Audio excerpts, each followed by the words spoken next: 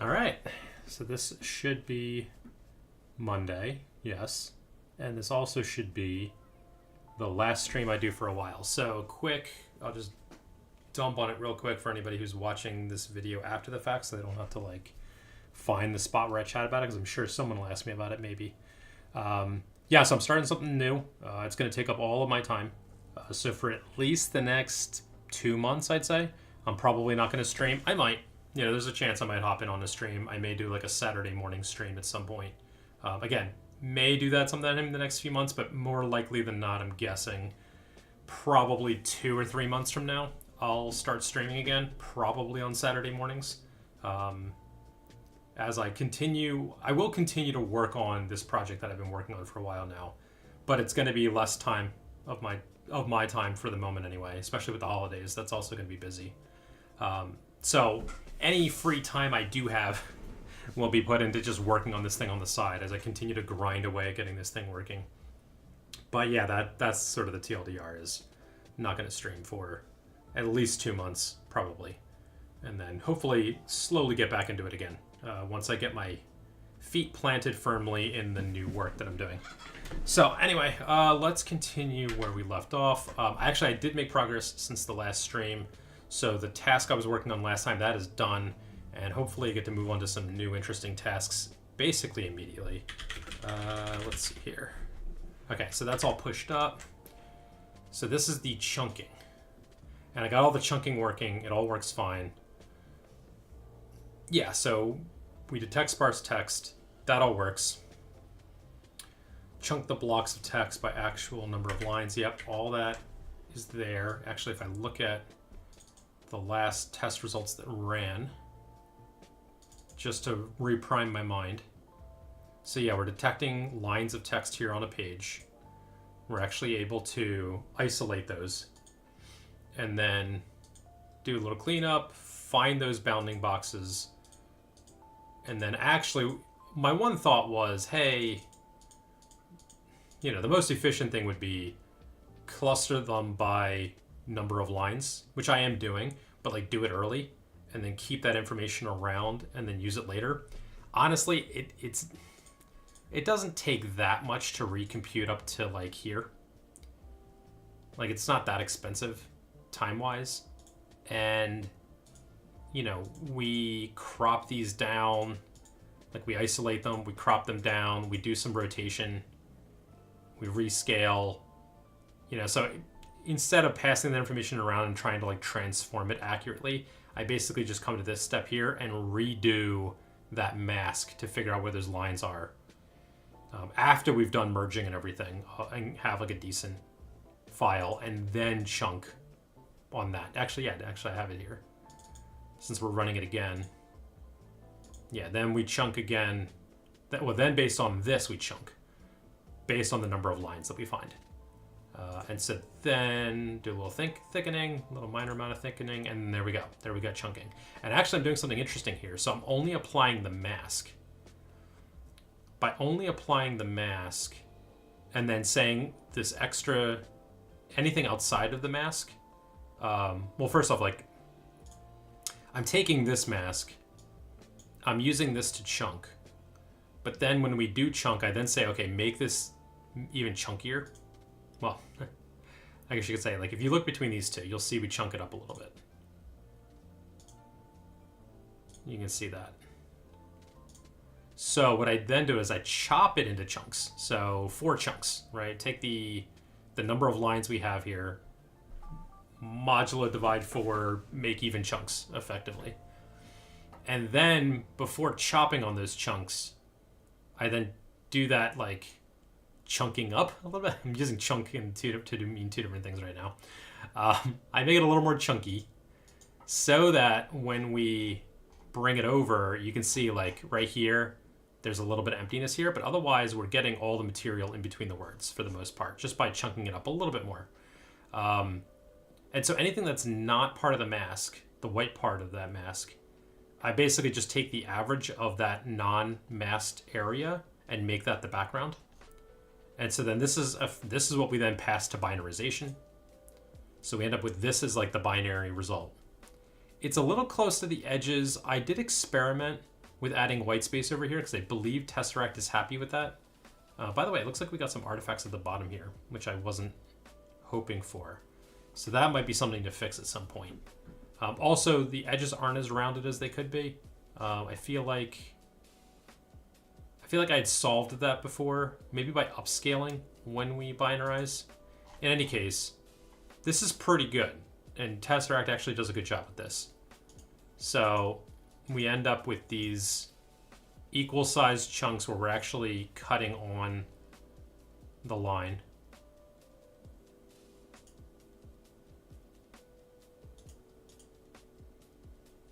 And when we OCR that, we get damn good results, actually. So if I run this again, we'll do a build. Just on the off chance that I touched some code, which I don't think I did. But we'll let that run. They actually, everything is faster. So much faster. And actually surprisingly faster on the headset. It's like noticeably faster when I put it on the headset, which is amazing because I think that was my one realization is I had masked a lot of the slowness. I had hidden a lot of the slowness so the user wouldn't notice. The problem is I think we need it to be twice as fast so we can do OCR twice effectively so that we can repair some of the bad OCRing that's going on and get, you know, yes, we want that first bit of text on the screen quickly, but then we also want quality. Like we want to quickly repair those first, those first couple of lines matter a lot of what the user sees so that the user can start reading. But then we quickly want to be able to like re-OCR that first chunk and then merge the results and get like the best of them so that the text is as high quality as possible, if that makes sense. So speed is, I kind of always suspected speed would be a thing. I kind of prayed that it wouldn't be because OCRing can be quite slow and I was kind of just hoping I could hide it. But anyway, all that's to say, it's really nice that this is down to 2 seconds. This was 6 seconds before. And on the headset, it's like, I think it's more than half the time that I cut off. But look at these scores. So the left and right test is now scoring at a 99, which is, before it was like 98, and I was already impressed there. All these scores are up. These scores are all higher. So that's pretty crazy. This one's still scoring 0. This is the scenario I was trying to catch before of, title pages failing. So that's what this new chapter is. It's a new chapter, hence there being a title, and we were failing to OCR this. That should be fixable now that we're doing sparse text. So that is our goal today. I want to do one quick experiment. Yeah, so anyway, this is great. This is amazing. Let me do... Like, this is basically ready to merge. And then I can call this done. There is one last task I want to do real quick. That should only take a few minutes. Because whether it succeeds or not, I don't care. I just want to see what happens. By looking at the properties of a line, blah, blah, blah. Count the number of lines, fail early. For some of these metrics, I am doing a little bit of the failing early, but we're going to improve that today as well. But I'm going to do that in a new pull request. I'm not going to fail early. I'm not going to do too much of that work in this PR. This PR is chunky enough, I'll say. Enough chunking. But yeah, let's see how we did with 5 or 6 instead of 4. So let me make that change real quick and rerun it. So how are we doing this before? I think we're right here, right? Yeah, get lines by chunk. So this is that logic. Get the mass, structure it. Get page lines by chunk, right? Yeah, OCR in chunks.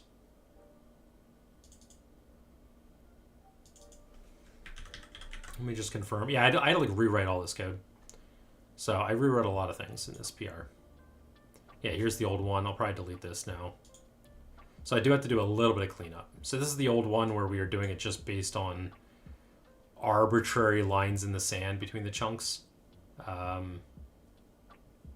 which worked, but you know, we would end up re-OCRing some lines, and I mean that's the main reason why there's a performance boost on the headset, is we no longer have to care about the overlap.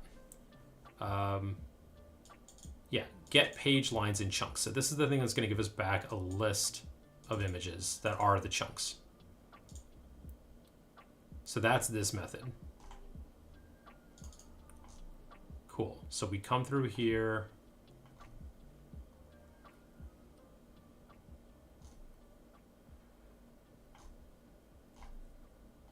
Maybe I could do something up here. I'll just, as a setting, let's do num chunks. We'll set that to 6.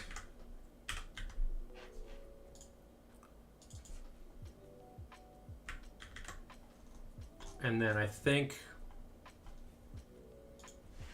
so this should be 0 based, which means we have to be less than 4 when we do the looping here.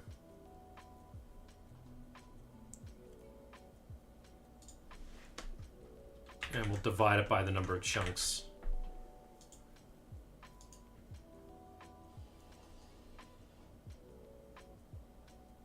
To get our start and end index. Draw lines for this chunk.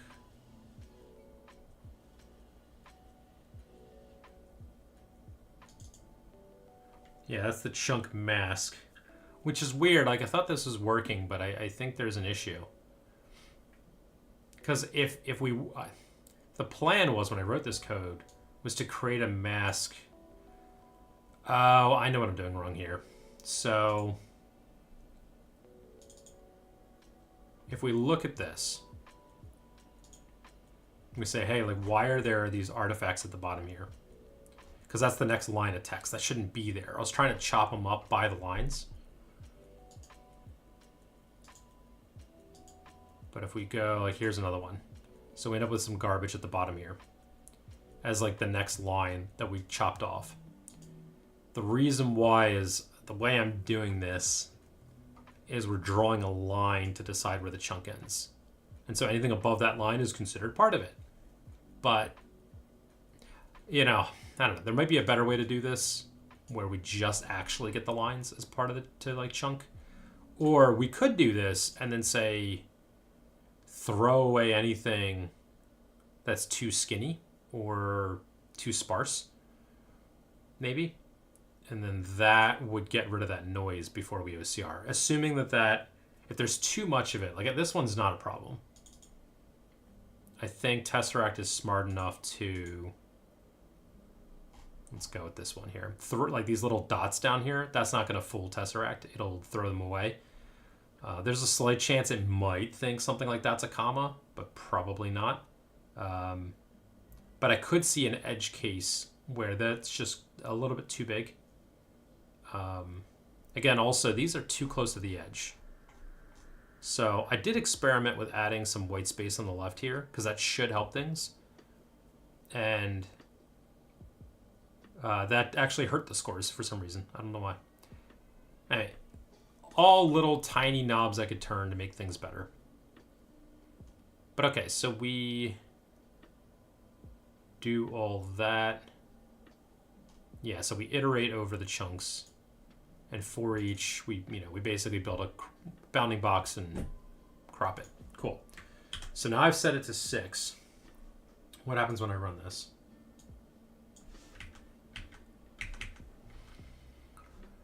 Let's go with our left and right. That scores a 99.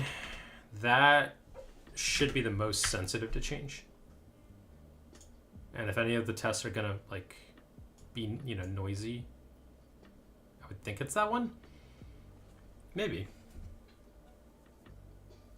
Maybe I'm wrong. Maybe it's too close to 100 to like be reliable. All right, let me take a look here.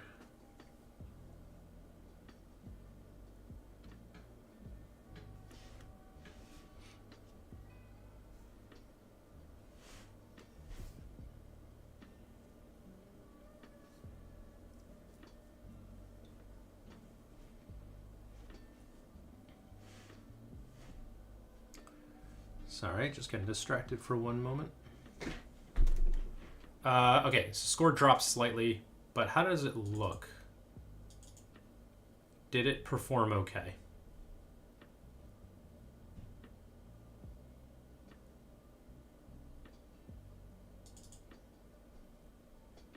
Well, I guess I'll go back one. Yeah, so all that looked fine.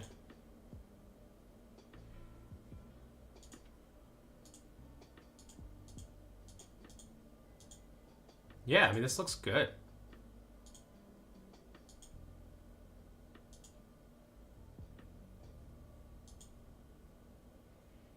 And was that 6 chunks? Hold on. 1, 2, 3, 4, 5, 6. Yeah. So what if we compare the two?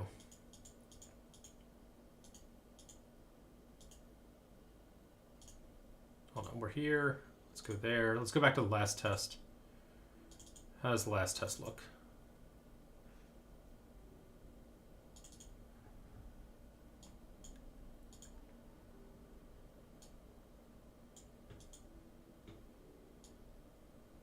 Yeah, we successfully went with a smaller chunk.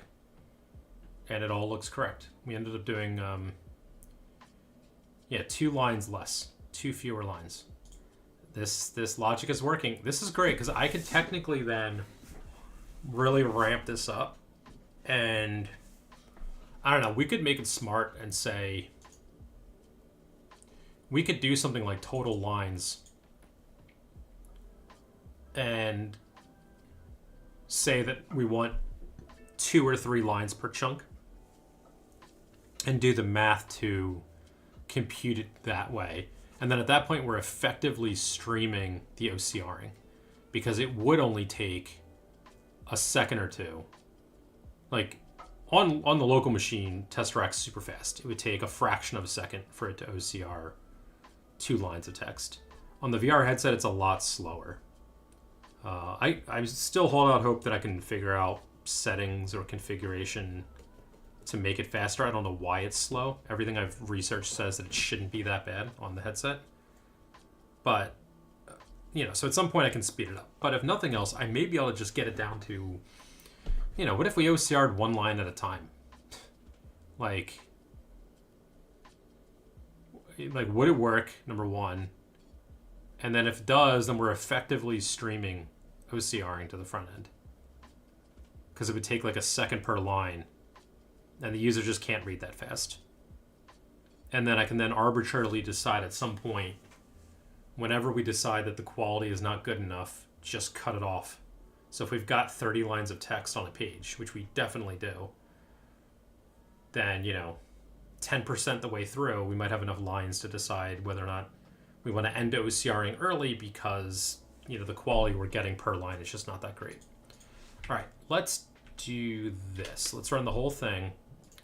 And then let me fudge with the chunk size. Let's go crazy. Let's go...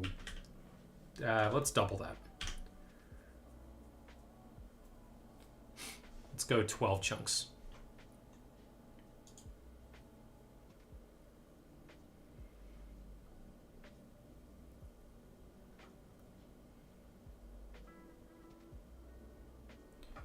Now, did scoring get better or worse? So I think... Well, I had this at 99. I don't know why all of a sudden it's... I don't know. Though this is what I recorded when I ran this last week. 2 seconds, by the way. Just over 2 seconds. Our time went up a little bit, so there's probably a little bit of overhead penalty. Also, I'm streaming right now, so this might be slightly slower just because I've got a bunch of stuff running on the machine. But 98 point... Well... What are we at? 71.9? 71.95. So, nothing, like, we didn't hurt quality by doing more chunking. So if I run this again at 12, I mean, part of me doing this little test right now is, yeah, I mean, one is, could we stream it line by line? Is that feasible?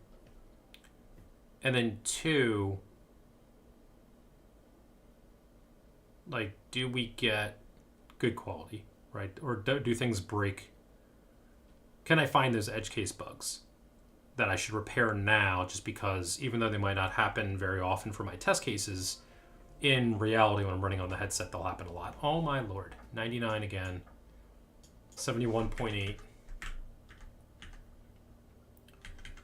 So the average score is down slightly, but negligible. I mean, that's a minor... Time has not changed much. Let's quickly run. We'll skip the build. And let's just run and see how this looks visually. But that's encouraging. That's great. Scores look great.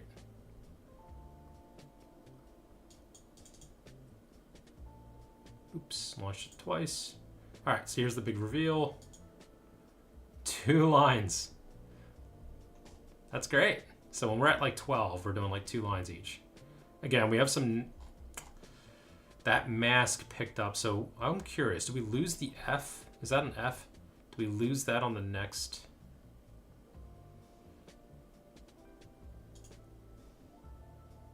No, we don't. So I think, again, I think it's because of that, where it drew that line. Is that true?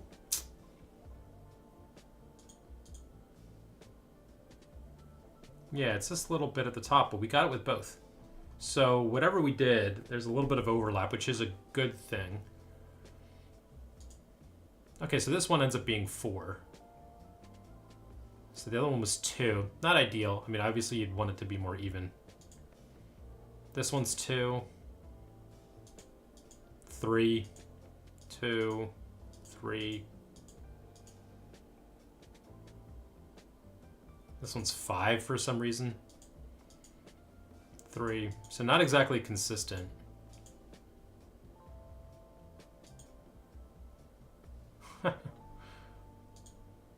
But 98.9. And by the way, Tesseract has a bunch of settings, a bunch of different ways you can run it. So I think if you have a single line of text, and you know you have a single line of text, I think there is a different setting that you can turn on for Tesseract to tell it explicitly, hey, I'm expecting just to send you a line of text. There's also settings for like sparse text, where you're like, hey, the text isn't all together, it's kind of scattered all over the image, go find text wherever you can find it. So if you have pictures of like stop signs and things like that, you can tell it to go find the sparse text in the image. And so then it performs better for that. For what I'm doing here, because I know I have a block of text, I'm using, what am I even using? Remind me of yourself again.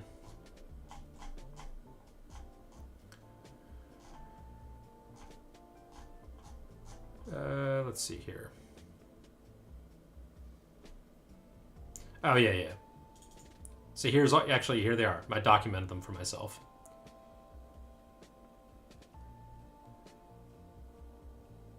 So 3 is the default. Like 6 is good. 6 is what I'm using. So assume a single uniform block of text. That's what this one is. I've heard, it's been a while, but yeah, then you've got like sparse text, like find as much text as possible. The option is like the same thing, but with OSD, which I forget what that does. Here we go, 13. Raw single line of text. It skips a bunch of hacks. Yeah, okay, so this would be it. If I turn this on, you know what? Screw it. Let's do it.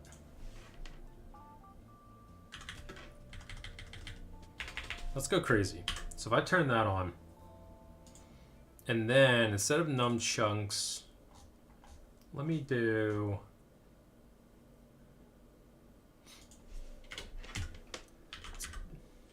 Oops. Let's do num chunks. Equals total lines. So we're going to do 1 chunk per line. And we're going to tell it to, like, we're just going to give it a single line of text. I wonder how that does. So let's run it again. Yeah. going to build, and then we'll see. I mean, so this could go either. I mean, it could go either way, right? Like this, if we succeed at passing single lines of text, if we're actually able to chunk at that level, this might perform amazing, and all the scores might go up. Or, you know, we'll noisily pass 2 lines here and there, and maybe like that'll actually hurt performance. 7.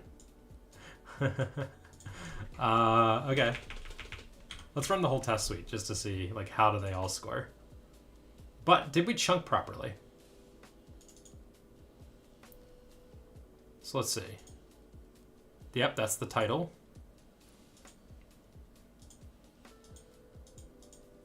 Nope, see, this one's 2. And the reason this one's going to be 2, if we go back, what was this one? All right, so we got 1, 2, 3, the 4th chunk. And I already know why. Yep, here we go. 1, 2, 3. This 4th one should be by itself, but you'll see we got some bridging here. So it treated these 2 lines as a single chunk. And I'll bet anything, like that really hurts performance. Tesseract probably hates this for that one setting. Oh, and then we crashed. We ended early. Something failed. One of them scored a 95, apparently. What? How did that happen? Was that angled page 1 only?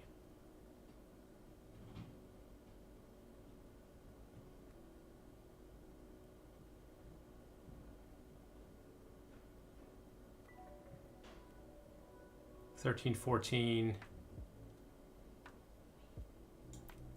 $30. We got this like odd spacing in here. I don't think it matters. I think when we go, actually no. You know what? I did notice this when I was testing. We were actually adding these line returns. I got to go figure out where that's happening and remove them.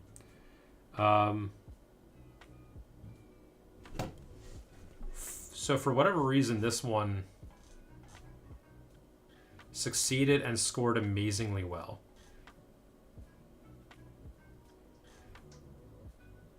And it says it scored a 95. I don't remember this one. Hold on. Oh, yeah. Okay, so that score actually went up. This one.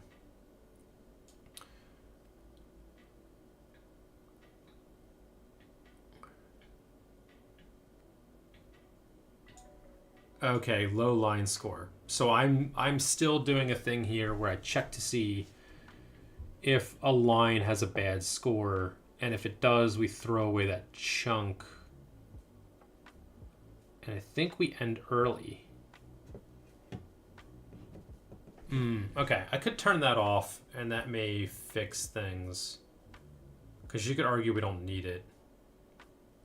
All right, I'm going to stop with this. I'm not going to spend any more time here.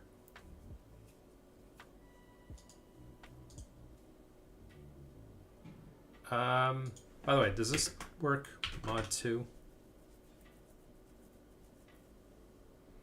Oh, what if we, sorry, one more experiment. What if we undid this? So that is an experiment I'll probably do another day, is can I actually get it single line? The problem with single line is one of the things we are trying to do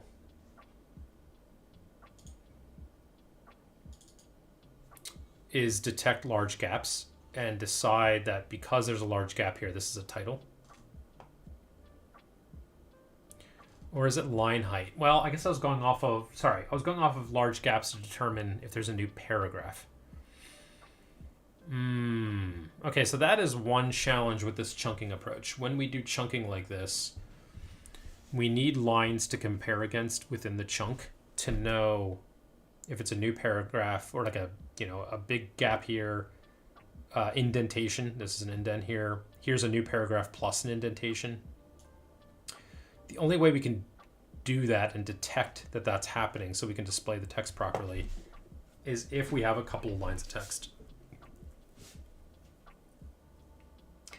And actually, the problem here will be if we cut the line right here, if this is the actual break here, this would be a chunk and this would be a chunk, and we wouldn't know that there's a gap between the chunks. Okay, so that logic's probably broken. I'll have to figure out a new way to fix that.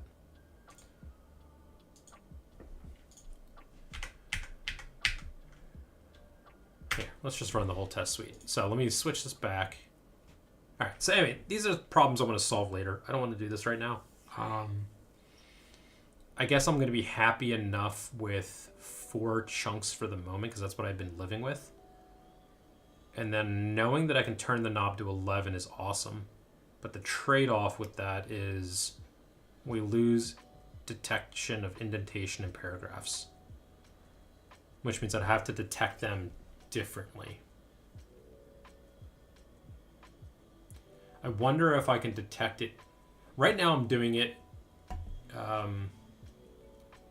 using the Hawker results coming out of Tesseract because it gives metadata around the location of where text is. I'm using that to infer title versus paragraph change, and it's okay. It gives me errors sometimes. I wonder if I could do it visually using OpenCV. Could I detect where those paragraph changes are? Like what chunk is affected by those changes? And then use that metadata as part of the chunk before we OCR, and then just pass that data up. I could also, again, I'm not doing this anytime soon, but I could intelligently, like, if I can detect these things with OpenCV, I could first chop the page into paragraphs and then chunk the paragraph. So then I would know. Yeah, anyway.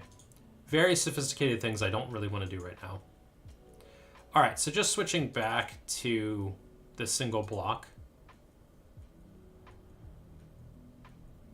These two, this one is still slightly better. This one got a percentage worse, and then one of them broke. Shaky leg broke.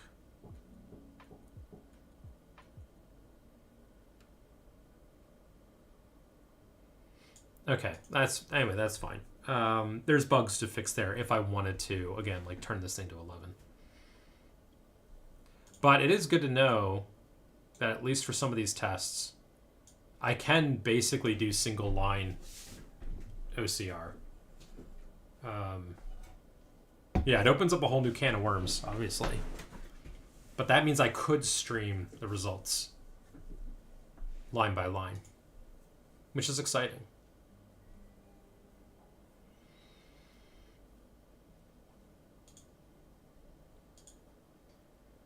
All right, so that's what it is. Let's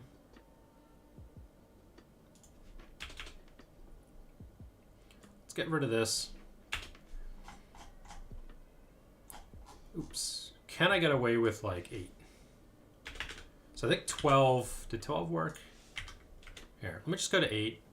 I think it's a good compromise. Instead of 4, we're going to 8, so we're doubling the chunks. But that also means like snappier responses. We should still have at least 3 lines per chunk, which would be enough for us to detect titles and things like that. And that should be sufficient. The only thing we would lose, the only bug would be we may suck at detecting paragraph breaks on occasion. Sometimes we would miss a paragraph. That worked, although shaky leg failed for some reason. Or, got worse. But our time is down.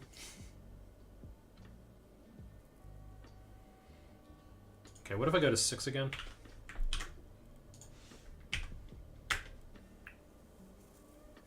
Yeah, so that would be... Again, like this is a great thing I can do. I can tune this to 8, 12, whatever, and go investigate those bugs and see why did that did changing the number of chunks cause a bug, and then go fix those bugs, and that actually would make OCRing more robust in general. That should help solve some of the stability issues I'm seeing in production when I run this.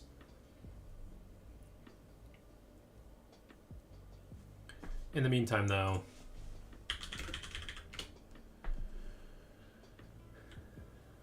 okay, I will push up this refactor because I do like the fact that I split it that way. 72.03. Yeah, let's do 6. 8 had bugs, but 6 works fine. Cool. Let's keep that, and let's push that.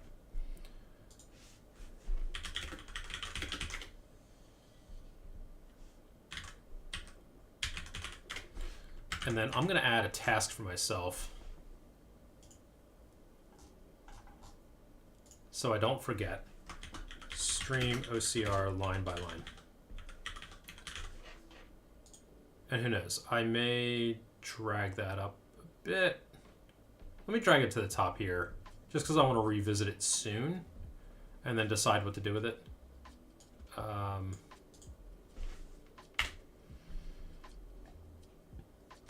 So with our new chunking, we can actually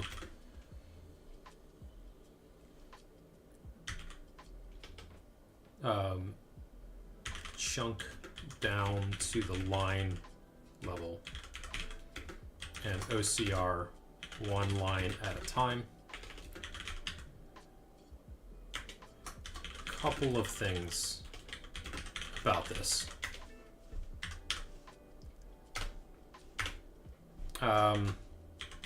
Tesseract has a single line mode, but in some cases it hurts scoring.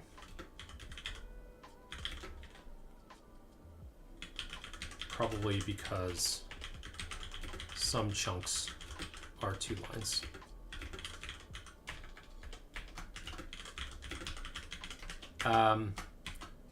Some chunks end up being 2+ lines because of vertical bridging.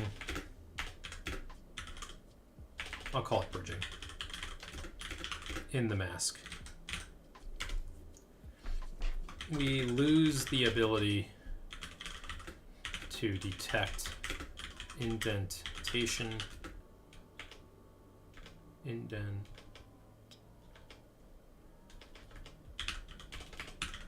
indentation, new paragraphs, etc. Probably need to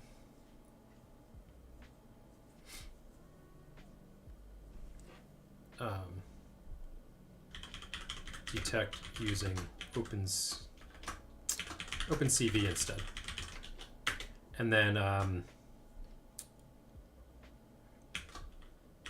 other bugs, failures happen when we chunk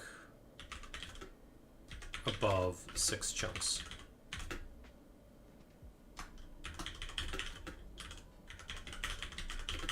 Need to investigate those. Also I will add, we currently chunk by a simple line cutoff / bbox. Need to either throw away noise after we do that, or actually grab the line masks for the chunking instead of putting a box around them. That was a simple mistake. Anyway, so I'd have to address these items before we could, as part of being able to do line by line, but then yeah, then we could stream. That'd be cool. All right, I'm gonna call this done. Yeah. chunk by 6.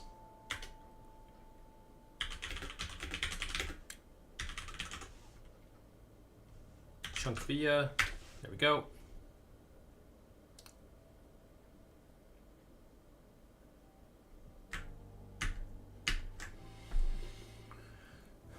So I'm going to call this done.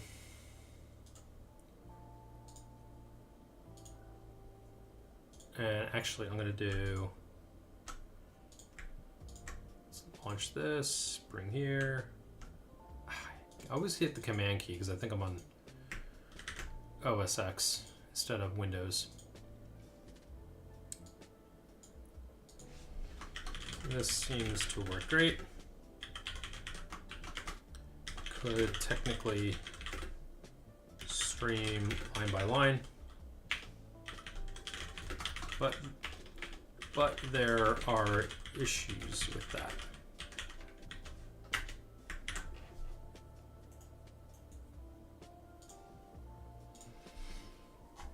Oh, let me code review real quick. So I do need to, I think, at least delete one function. Okay, so OCR manager. That's fine, deleted a bunch of stuff. So now we no longer need to do these ugly like matching chunks and find like computing similarity to align them and nonsense like that. So a lot of this GD script code got simplified. Oh yeah, I added a to-do here. We should be able to increase the score now. I should experiment with that. Heck, let me try that real quick. OCR manager.gd. Line 221.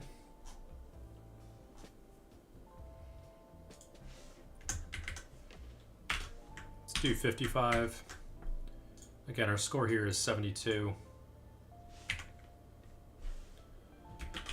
We can skip building, so it's just a GD script change. So I can run a couple of experiments there. Anyway, so cleaned all that up. I do have a low line score, and we're logging that. See, I'm using this to determine, so this is the problem that I saw a minute ago.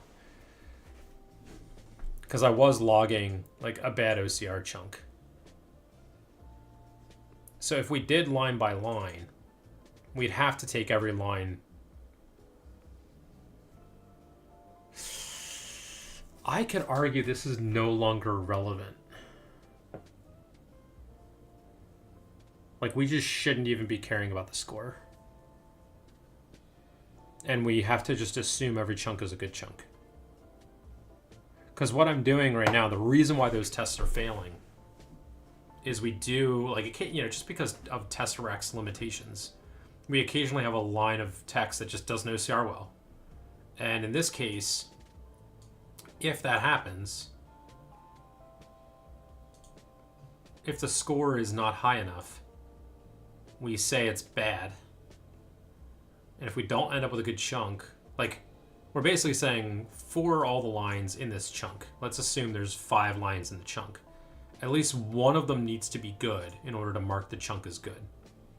If none of them are good, then we say it's bad, and we cancel OCR. We say, look, let's stop OCRing because we're not going to be able to stitch them together. That's the reason why I did this, is because then we would fail to stitch them together. I'm going to argue this doesn't matter anymore. And we shouldn't be canceling and failing anymore. We need to just blindly trust them and stitch them back together. And yeah, here we are. I just reran it again, and now all of a sudden shaky leg fails. So that's a weak test. That means that there's chunks in here. Where's my score on it? Where I can go back to the previous. Yeah, you can see like this shaky leg is the weaker of the tests right now. So that means there's probably a single chunk in there somewhere where there's a couple of lines in a row that just don't OCR well because there's a shadow or whatever. And before, we'd be okay with it. But now just by increasing this score, we throw it away. And that causes that chunk to fail, which then drops our score. I wonder if I go down to like 15, because before we were at 35. So if I cut that in half, which basically just turns it off, it's like the same thing as disabling it. If I run it again, one, we'll get the same score we got before, but will we get even a higher score? Do we even fail a chunk? Probably. Probably not. We probably just don't fail a chunk.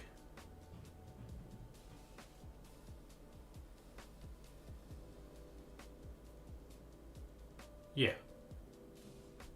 Yeah, we're back to the same score. So effectively what I'm doing is I'm just disabling this.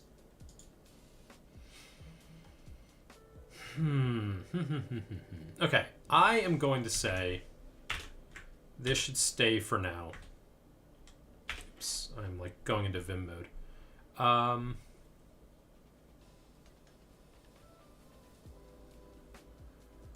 I'll keep this for now because it is one of our ways of fast failing. If we get a bad chunk, it's like a stopgap when we're doing chunking. I'll make it a little more generous. I'll make it slightly more generous. If we're doing chunking and one of our chunks is terrible, we don't even get a single line that's decent, then we want to fail early so we can go back to OCRing something that's worth it, something that's good. You know, there is a way I could do this where, you know, if we're doing this line by line, and we're, you know, this, if we switch to line by line, all of a sudden this logic here is like, we're just trying to get a single line and bolt it on. Yeah, I already have a to do here to like refactor this anyway.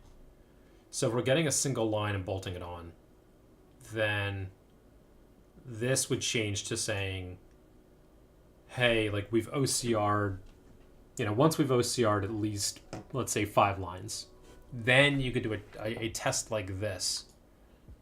Like store the scores for the lines. Which I think we do. I think we do. Do we? Get score. Oh, this is the average confidence. Right, so we do score that.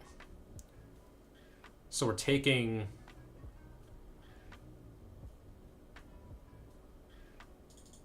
Yeah, we're getting... Each word has its own score, which I think we store that too. Yeah. So we have... Yeah, we have that. We have the scores for all the words. So instead what we would do is we would check this for the page up until now. So instead of like gatekeeping here, we would just add the line to the page and then probably look at the like the last, like probably something like if the last line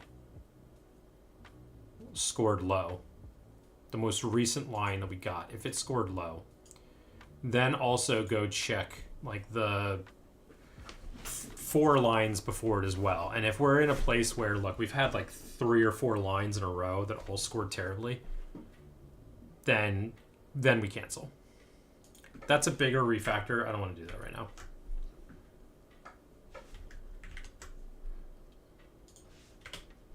Let me add this though, to do. As chunks get smaller, we should instead look at the last n number of lines from the page and cancel OCR if we are on a bad trend.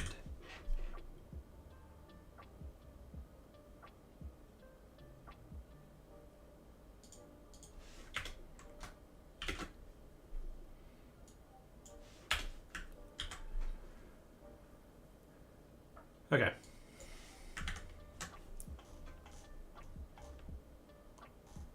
So I have on text scan old here. That needs to go away.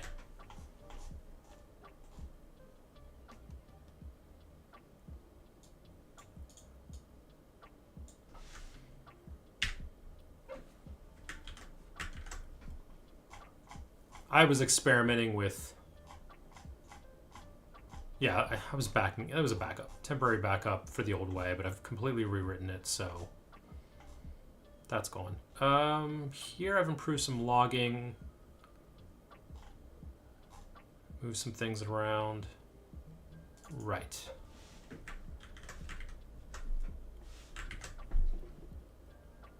So that needs to get cleaned up.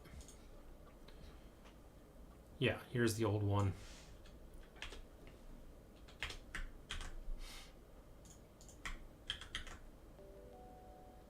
Oh, right, it's on this file.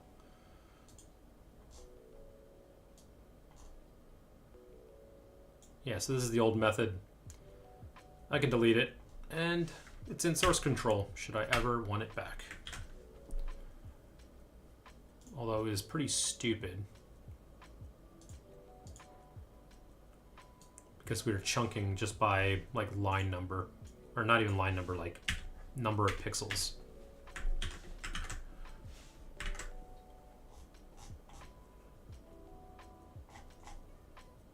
Yeah, cool. That's done, and then get page lines in chunks. That's good. That's the new awesomeness. Here is where I tried to add padding. And it didn't help.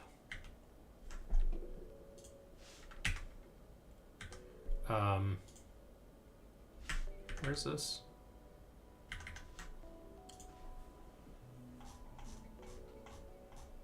Let me turn this back on a bit.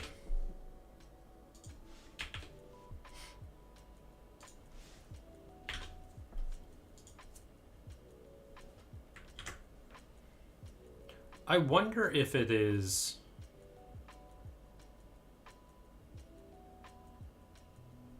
Okay, well, let me try something. Let's run that. See if the scores got better.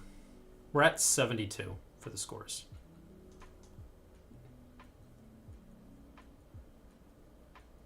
Yeah, that's fine, and then that's fine. Good. So all that's good. I don't want to do too much experimenting here because it's going to waste time trying to rebuild and rerun this over and over again. Let's just give this a quick test. See if, like, adding 2 pixels of padding, like, even just helps a little bit. Because it might. No, it doesn't. What if we take out the height?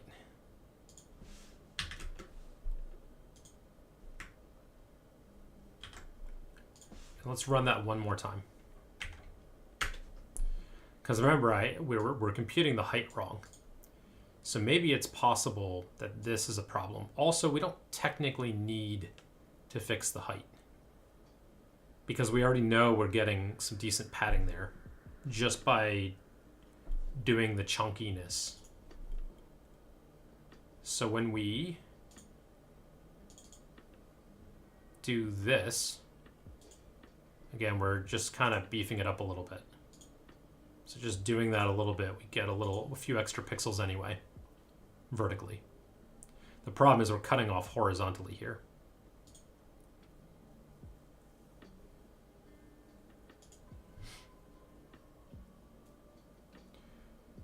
That helped slightly, but it's weird. I'm surprised it doesn't help. That's what's weird. So that's 71.8. I mean, that didn't really help anything. 1 pixel is probably not going to help anything, but let's just test it again. I want to be done with this and move on to the next thing. I don't need to do a diff. I know what it changed.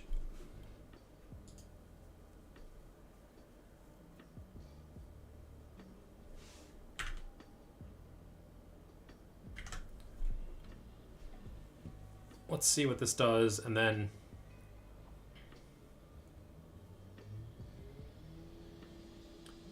that helped it, but like, okay, great, because it wants to be at 0.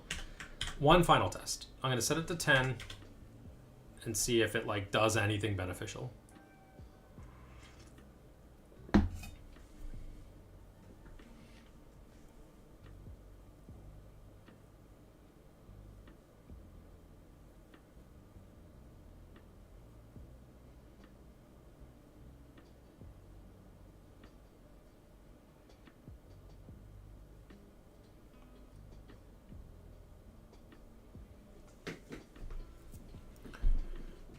Let's see.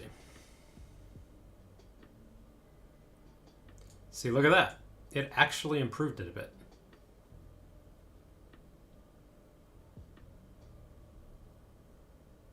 And I believe I had been told from research I'd done in the past that Tesseract does want like 10 pixels of padding.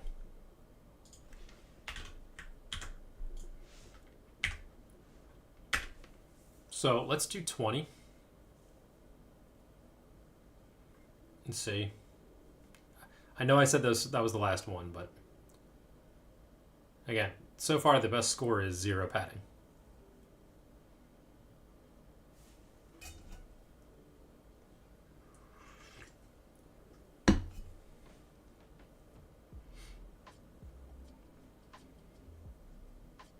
But hey, if we give it a good amount of white space on either side, like, shouldn't it do better?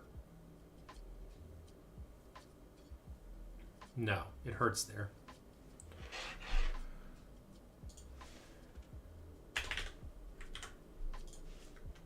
We'll do 8. And I may want to just visually see it as well to see if it visually looks good. I'm going to try 8 because, again, 10 was close to good. So if that's a local maximum, you know, I get the idea of local maximums. There might be multiple peaks of performance improvement. One of them we know is around 0. 10 might be near a different local maximum. So let me try 8 and 12. And if those improve things, then maybe I stick with 8 or 12. Because I do believe, yeah, see, look at that. That's basically there. All right, let me find this local maximum and stick with it, because I do believe all the research I looked into said that it's happier when there's some padding. I could do the same thing vertically, but I won't. I think we already have some padding there. If anything, adding padding is going to make it worse, because then we're going to crop badly. So I think 12 is not going to do better, is my theory. And then I'll try 7, and I'll try 9, and probably settle on one of those. Yeah, see, that didn't do any better. Let's go 7. And if one of these breaks 72, I mean, well, actually 8 effectively broke 72. So I'll probably stick with that one. Because again, I'm fairly confident we need some sort of white space padding. If this breaks 72, I'll just stop here.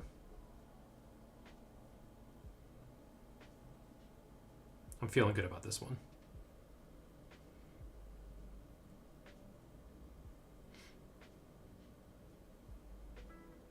Same. Again, we're at 99. If I do here, just because I want to visually see it, skip the build. And let's see what this padding looks like. And the final chunking too. Let's see what that looks like.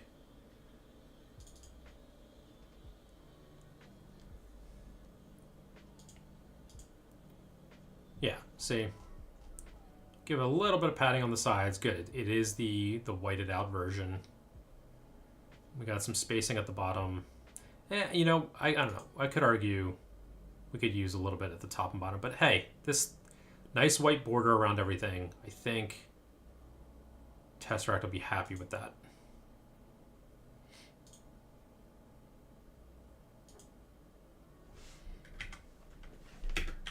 All right. So that will be our final test report. We'll add files here. Clean up and final tweaks. Git push origin chunk. Chunk via, I guess it needs to be. Final test report.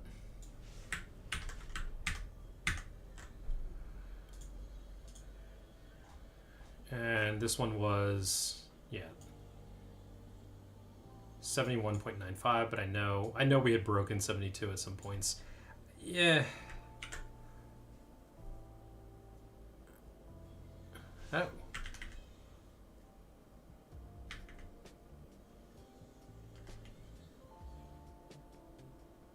Huh.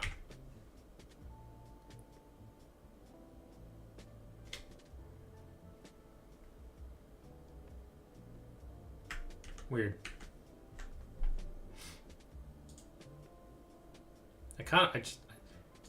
My ego wants to see like the 99 there and the 72. Anyway, one thing I was going to say was, we don't have that many tests here, not like we used to. So I would be curious to see what happens if I turn on those old tests again.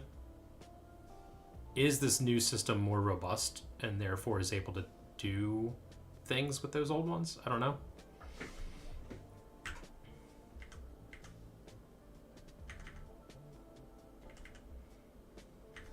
.4. You know what? I'll go with this one. Go with the better of the two. Whoa. Okay, this failed to push. I've been getting that error a lot, like the get LFS. Couldn't resolve hostname. I think I got some issues with my local network that I got to resolve. I think my Pi-hole DNS Raspberry Pi is having issues and is slowly dying. Come on. There we go.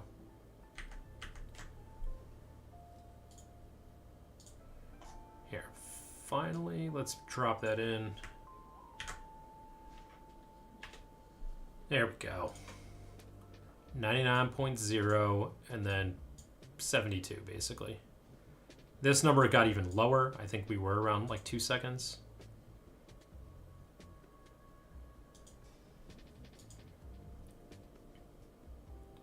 And then one last little skim here. Just to see like the diffs after removing a bunch of code.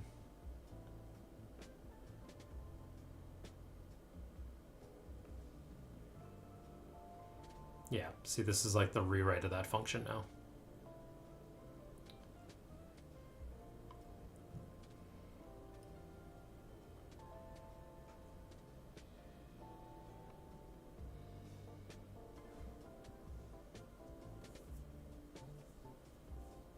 Cool. Merge it. Let's do it.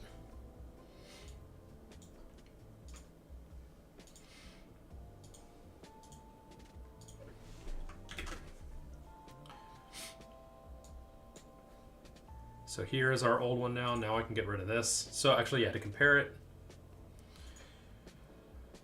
7196, 7179. So score went up.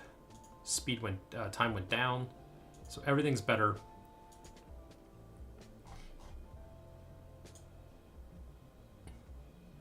Oh yeah, this I'm keeping around for reasons, although probably don't need it anymore. Cool, called that done. Now I want to work on like improved failing, but that's also going to be about finally fixing this title pages won't OCR issue.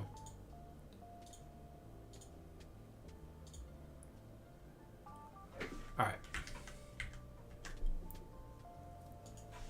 I do need to kill Godot because it doesn't like it when I change branches.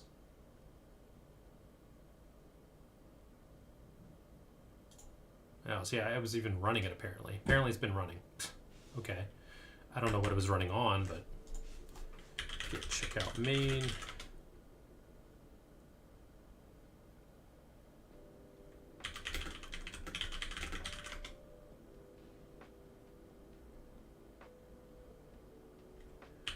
Git branch -d chunk via. All right. Yeah, I did pull. Yeah, so we got all those changes there. Git. Let's do improve failing early.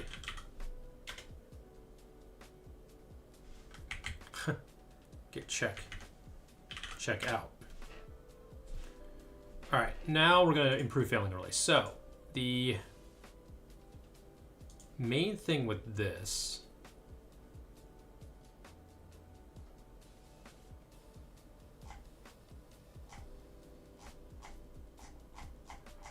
is when we're up here, this needs to go away. So actually, one thing I want to do, so we have find text regions, right?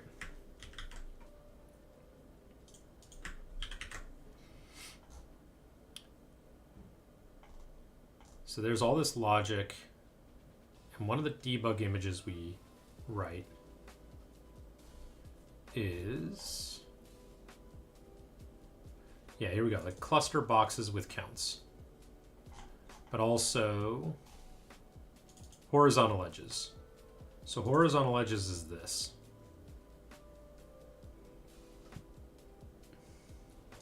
And then we have all components, and then cluster boxes with counts.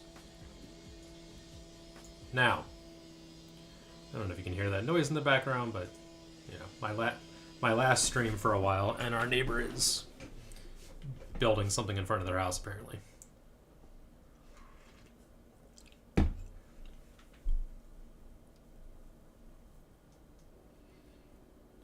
So we have all components,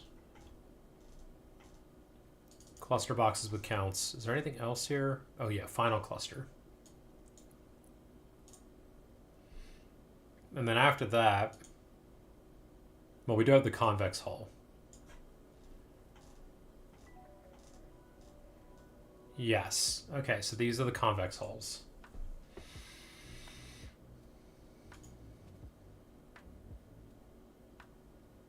Now, here's the problem.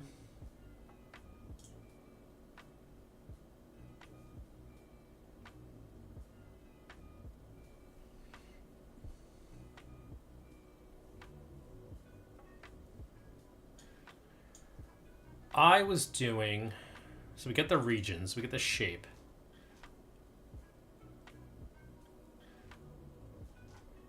And we do a get best page. So we find the most rectangular page.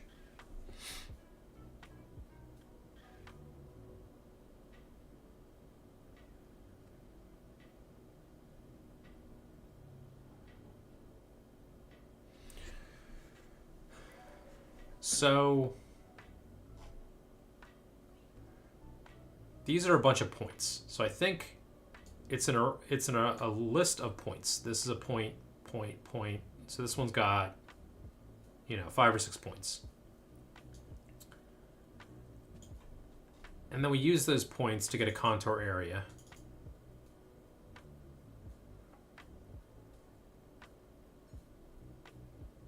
Calculates a contour area. The area is computed using the green formula. Thus, the returned area and the number of non-zero pixels.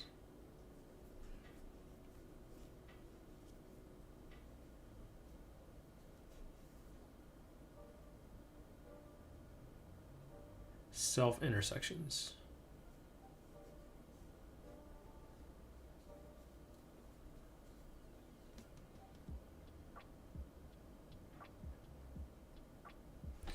So we get the, okay, so we do contour area to get the page size. Oh, duh. We're getting the area of the shape. So it's basically a function to say, hey, tell me the size of this shape. Like how much of it is there. That gets us the size. Then we get a min area rect around it. I wonder what that min area rect looks like. I probably should write that out. And then we get the area of that, and we divide them from each other to see how rectangular it is.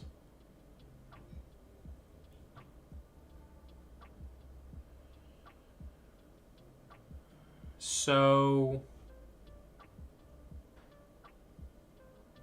I think that works because I think that I wonder, okay, so one thing I'll check. Okay, I may or may not touch this code right now. One thing I don't know is because now we're getting like the title and page number, does that throw off these numbers? does it make it less rectangular? I think the main thing that this solves for, when I wrote this logic before, was if the page is facing away from you, so the top of the page is further from you than the bottom of the page, you'll end up with a trapezoid. You'll also end up with a trapezoid if the page is like slanted, right? So then like if this edge is closer to the camera than this edge because the page is sideways, then also you will fail the check. I don't know what happens with the title and the footer. So one thing I can check is what if we compute another hull earlier just based on like the middle 80%, let's say. Yeah, actually that's probably right. Right? So if we take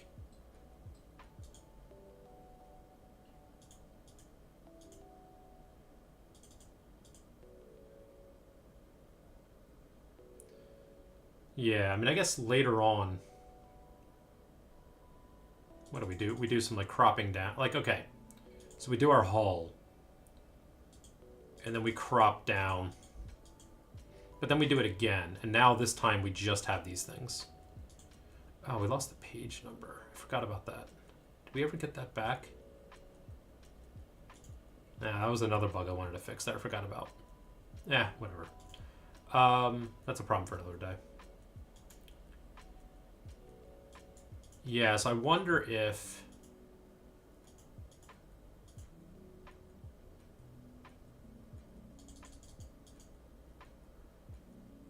if we can check the rectangularity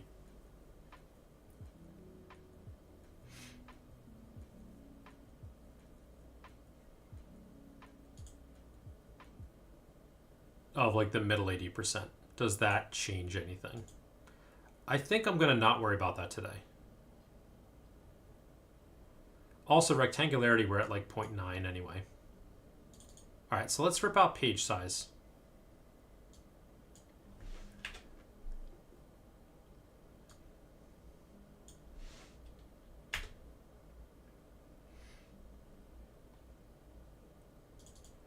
So that's size percent.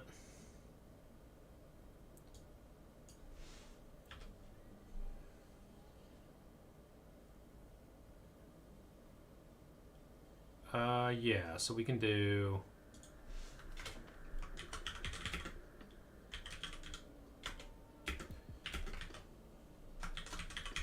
page not flat.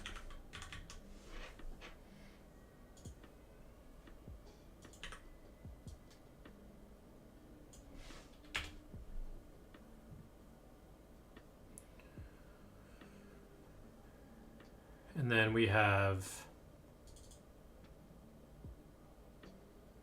this can just be deleted. And there we go. So now we've ripped that out. If I run the whole test suite now, does new chapter run? And oh, by the way, what are our expected results for new chapter? Well, we're expecting a score of 100,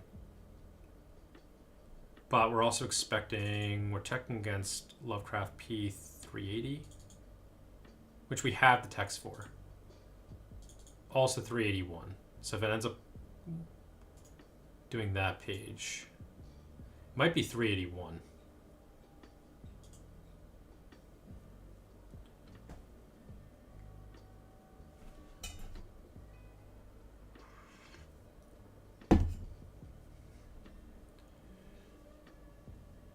No.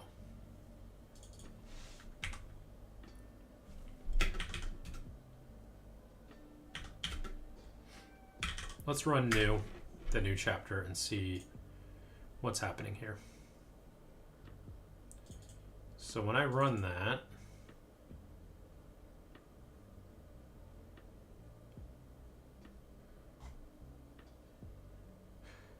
right, it's looking for the right side, and I can't find it. So I think it is right 381. And if I run that again,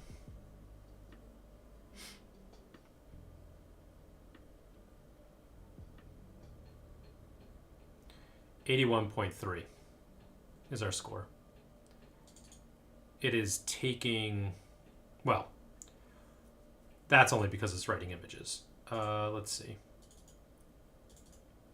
How does it look with the chopping?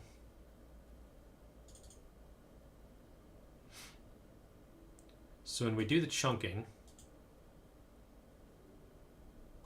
that looks good, right?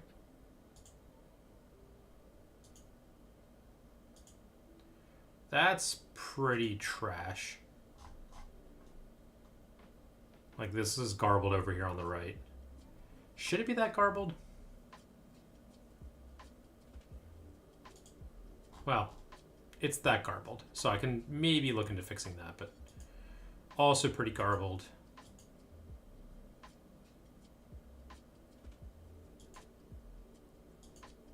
Otherwise, like, this chunking's pretty great, actually. That's all real good. So that did well. Let's see here.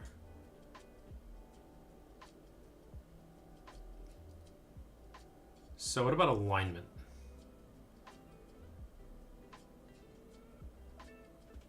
Successfully aligned. So we definitely aligned an image. Let's go back to the beginning.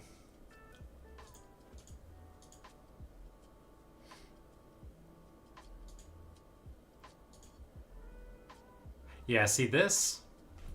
This is where I'm wondering, like, is that considered rectangular enough? And maybe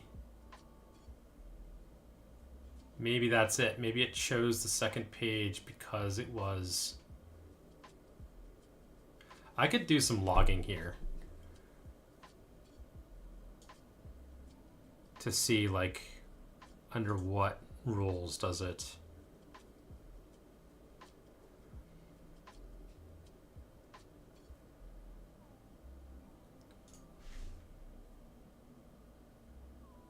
Oh, yeah. Best page size. Page size. But see, we need that for rectangularity, so that's fine. We can get rid of that. Get rid of that. There we go. And then we can do log.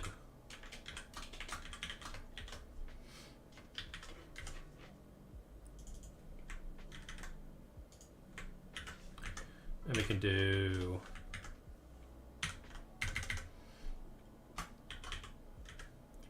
rectangularity for page, and then we can do string num I think there actually is a way to do this. That's like not me doing plus string concatenation in an ugly way. String.num, no, not .num, and we'll do rectangularity. I think this takes an argument of 2. Okay, so if I run that, that'll tell us why it's picking. That'll tell, actually, so right now it shouldn't matter. It should just be which one's more rectangular. And we may see, if this is a garbage score, then that tells me... Again, maybe it doesn't matter.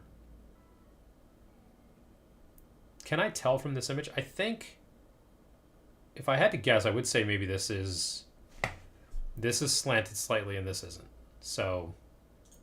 we'll see. If these two are have close scores, reasonably close, then maybe it's actually doing its job correctly.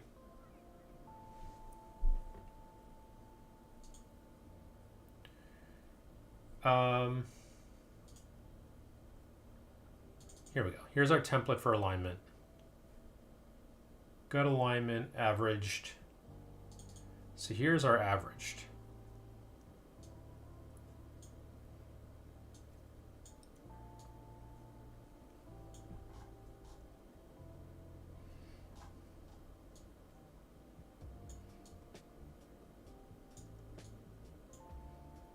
Let me look even deeper here.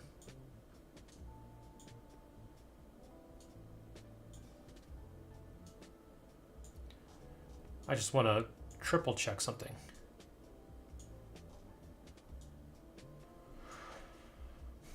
Yeah, okay, it definitely succeeded. I mean, you can see there's noise artifacts here that get cleaned up. So we did merge them. You can see, like, conceivably here is barely readable, but here we could actually almost make out the N now. The B is better.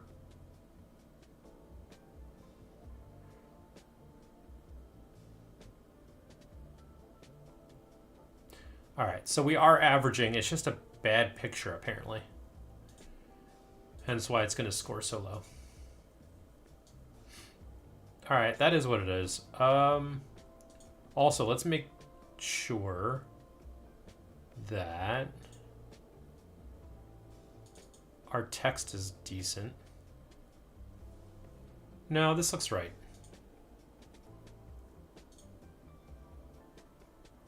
All right, so what score are we end up with? 81.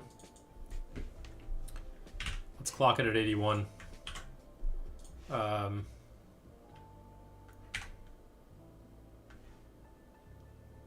don't think... Did I make any change? I can't remember if I made a change. Let's just run the whole test suite and see how it scores.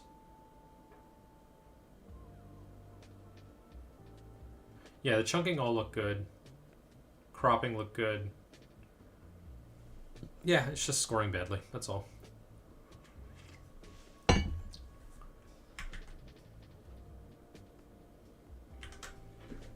Sorry, let me see something. Yeah, okay. How am I on time? Doing pretty well.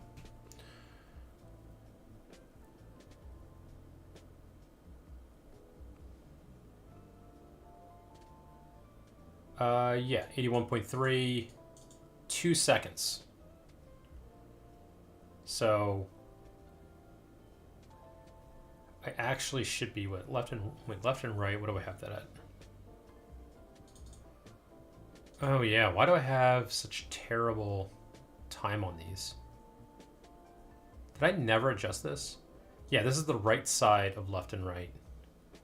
I think because this is when I was trying to process both at the same time. And so that's why they had to like stack. What about these other ones? So angled 9 seconds. Why do I have these at such high numbers? What about shaky? 4 seconds. Okay, I think... Let me actually make these real. New chapter should be at 2.5. We'll give a little bit of a buffer. At 81. Score of 81. Hey, I don't think I've adjusted these numbers recently. So shaky leg, since I improved the scoring there, should be at, let's make this a 93. It needs to score higher than a 93. Left and right on the right should still be a 98, but we'll go 3 seconds. So it needs to finish within 3 seconds or it's a failure. And then angled, also a 94 still. And we'll go 4 seconds. Yeah, so let's fail them if they take too long. So that's fine. Yeah, let's go to new chapter and see.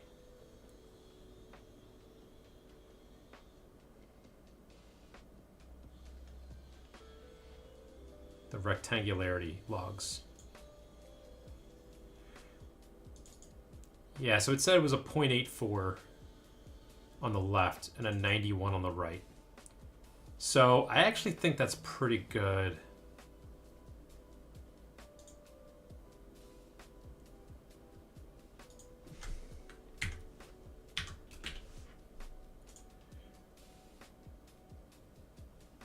Yeah, 0 decimal places. That should be correct.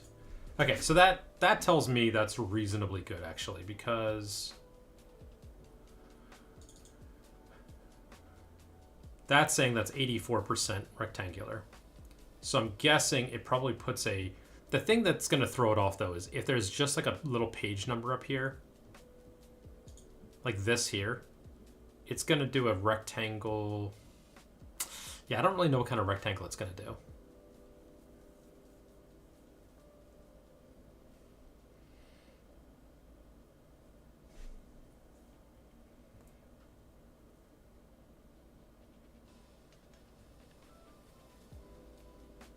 Okay, that's fine.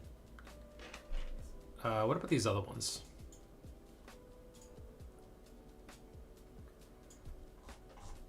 So our first test here.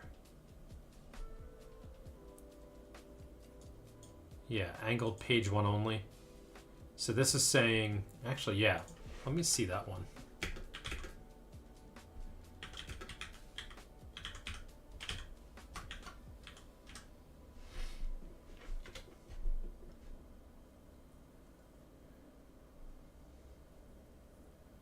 So this is saying, if we let this run, let's see what our original image of this is.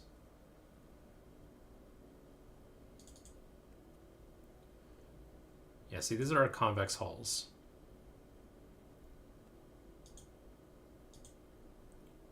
So this is saying that the left side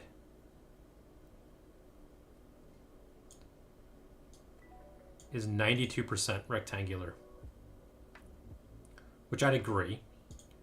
And this one's a 78% rectangular, which, how? That feels like that should be way off.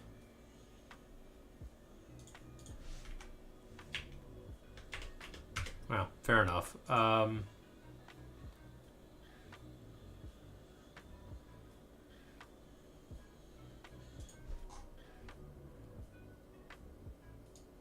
Yeah, I want to go through these again just briefly. So 9278. Our next test is new chapter 91 on the right side. So it says the right side's a little bit more square.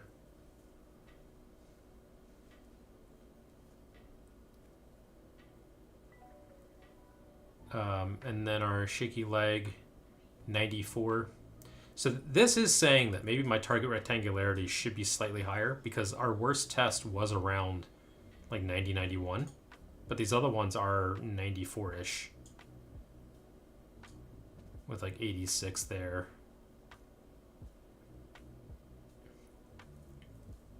And then left and right, the right-hand side was like a 97 versus a 95. And this score is the best, by the way. So an argument could be made that like our rectangularity should be like 95% rectangular if we really wanted to be picky. The question is, well, if I turn that on, well, then the new chapter test fails. And I kind of need that test to check certain things.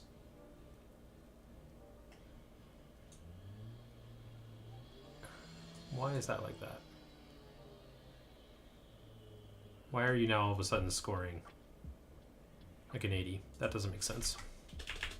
Anyway, yeah, so there does seem to be like a correlation between the score and how rectangular it is. Is that true? So new chapter had the worst one. Hold on. Let me just confirm this. This theory. 91.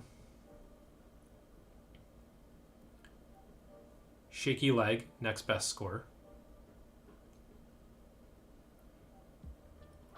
So we're going from 91 to 94. Angled, 92.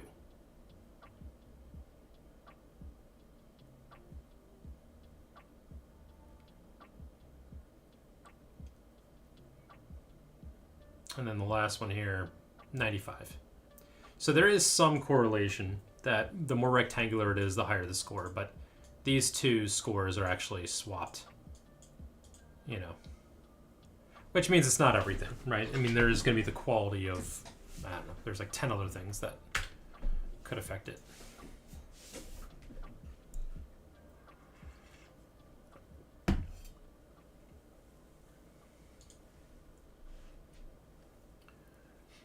I am tempted to look like, let's just throw a 91 on there, right? Let's just be slightly more strict. Let's be as strict as we can, but how will the test pass?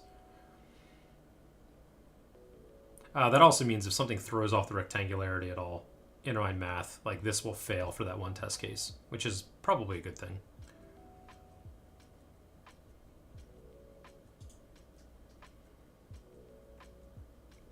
Yeah, so I reran it.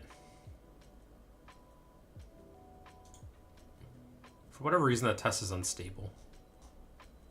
81, right? 81 again. Yeah, I don't know why. Let me run it one more time just because I did change this number. All right, so there's that. Now, what else can I fail early on? Actually, did I have notes for myself on what to do here? I might have.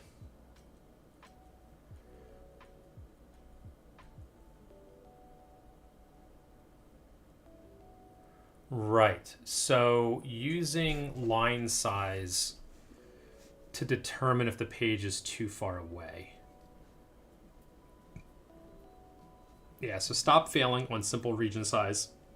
Just did that, just disabled that. Also fail early if we don't merge 2 frames. Okay, let me do that real quick. Yeah, this is still fine. 99, 81, a little over 2 seconds, 90. Now our average score is now 92.3 because we've got new chapters finally contributing some value. And I do believe I saw this above 95 at one point. All right, so when we merge frame, okay, so that's picking the best one. We pick the best page. Right now we're just going off of page shape, or how rectangular it is, you know.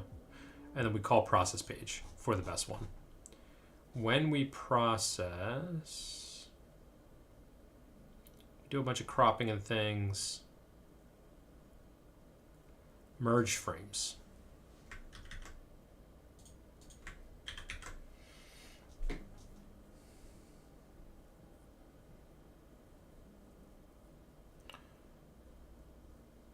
So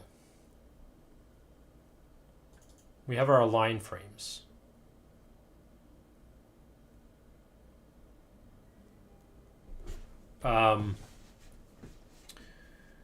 We push back our template. So line frames always has at least one in it. Then we loop over the remaining frames where we've ordered them by difference. So we basically say how, you can see we take the template frame, we bring it out.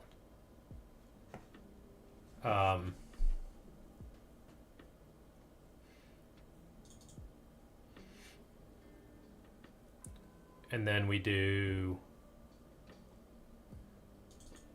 I seem to recall we pull out the, yeah, we pass in the index.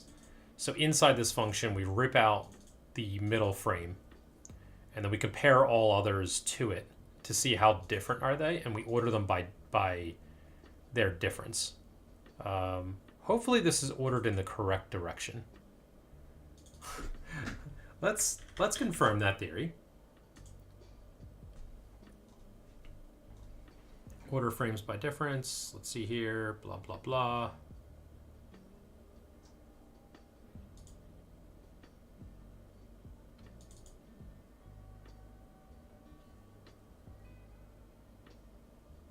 Score diffs.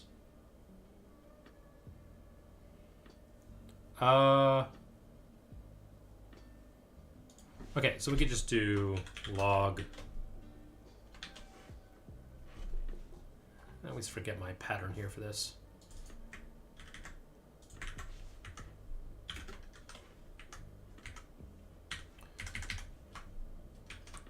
Adding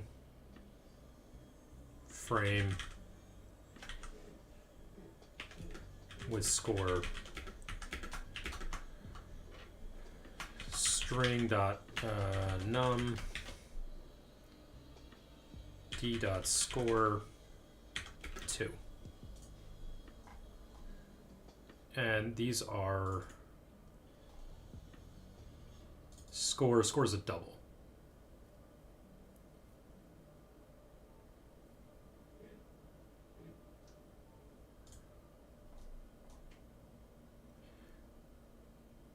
Let me just confirm one little theory real quick. In C++, when you have an array.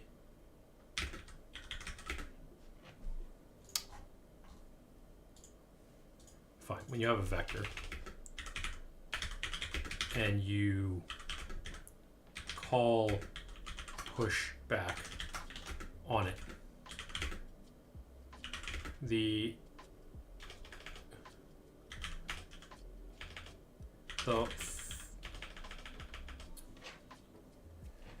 first element you pass in will be the first in the array, correct? And then the second one will be second, correct? So using pushback. So when looping and calling pushback, order is maintained. Simple answer, yes. Preserves insertion order. More specifically, when you call pushback on the first item you push becomes element 0. Right, that's what I wanted to confirm. So, right, so we order by diff.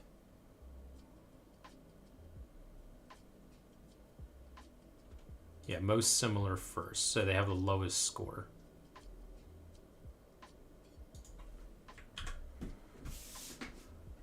All right, I'll keep this log statement, but that should be right, right?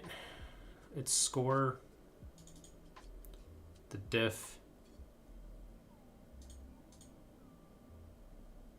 calculates the per element absolute difference between two arrays.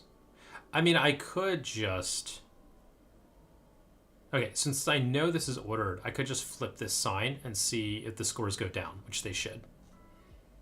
All right, so that'll be a test I do. In fact, I could do that right now, right? So what are we at? 92.3 is the average.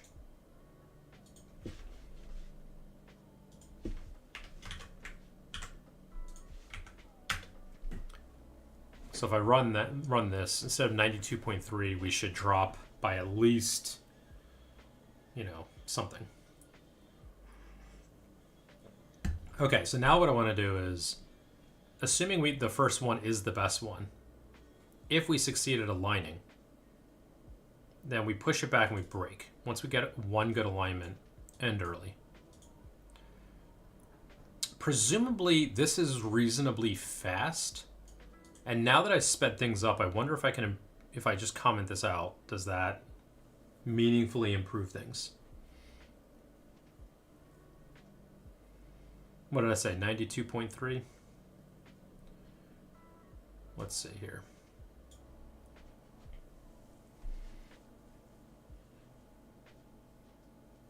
I think it was 92.3. Yeah. Yeah, and in fact, one of the tests failed. For score, right? Angled page. 90, it should be a 94, and it went to a 91.8. And that is because, yeah, left and right even, which I think we just had like a couple of good images. That dropped slightly. Yeah, everybody dropped a little bit, I think. Yeah, not much, mind you. But that does tell me we want to be like that. So that's correct. Let us take care of that. We'll test that. And we will do if, yeah, dot size equals 1. So we got one element. Return.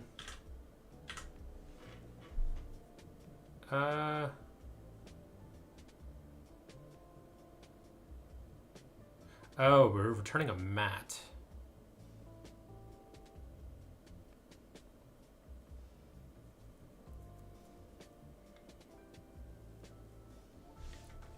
Sorry. Can I return null?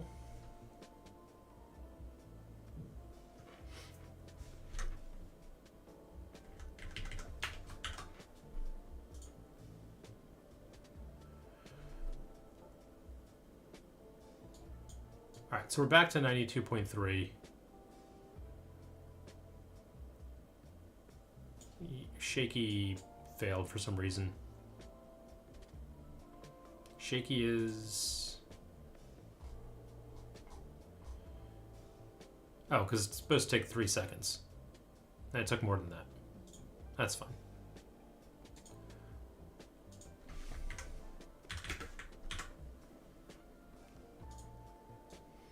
Let's run this again. So I'm going to run this now where we, instead of just only merging one frame, we'll merge 3 actually. I think that's how many we end up with in here. Well, like, sorry. Instead of one merger, we'll do 2 mergers. So we're kind of increasing the data a little bit. If I remember correctly, so 92.3, we may get like a 92.5, right? If I remember correctly, the extra time it takes to do this isn't really worth the squeeze. You know, the juice isn't worth the squeeze. But I could see that maybe being true for a new chapter where we have low quality image. And in the low quality scenario, it may actually help things. And since I am kind of focused slightly more on quality at the moment, and I already increased speed, maybe this is a good trade-off. In C++, I have a function that returns a mat. I want to optionally return null, and if null is returned, take a different action. How do I do that? A simple toy example will suffice. Okay, what do you end up with? 92.8. So yeah, see, things failed, but I'll bet you they all failed for time. So angled, page 1 only, now scores a 95. So that was a 94.8 or something. So that went up a little bit. But now it's actually, well, that went past. New chapter, we are expecting an 81. New chapter jumps to an 83.7. So that one went up like 2, at least 2% boost. Shaky leg is still a 93. It just takes longer now. So that one took quite a bit longer. I think sometimes that alignment is expensive. And then left and right.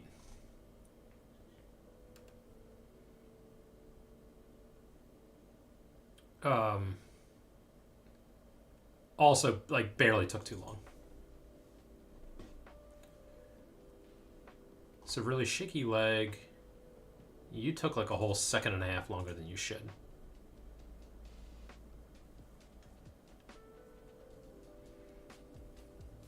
But the scores went up. So we're at almost like a whole percentage average higher. Because we're close to like 92% with the last code change. Now we're at almost at 93. But our times are now almost like a 1/2 second longer on the whole. I'll keep it for now. Again, I'll take the quality boost. The OpenCV performance on the VR headset is pretty good, actually. So if it costs us a 1/2 second to get slightly better quality, I think I can take that trade-off. Especially since we've chopped down processing time by a lot. Is already a ref-counted smart object, and it has a built-in notion of empty, null-like. You cannot return a literal null, but you can return a empty and check with empty. Got you. Okay, so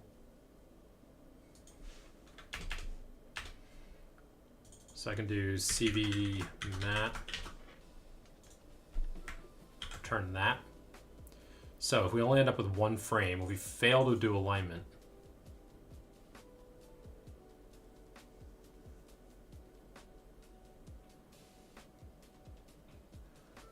Where are we handling that? So it is... Sorry. Yes, up here.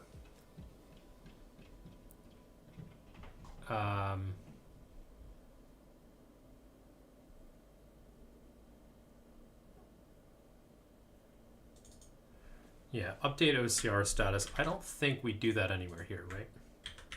No. So I should just return... I want to control all that from the book text scanner, not camera enhancer. Camera enhancer is supposed to be a utility. Book text scanner is not. So if we merge frames, merged, gotcha. So then if empty, so if merge dot empty,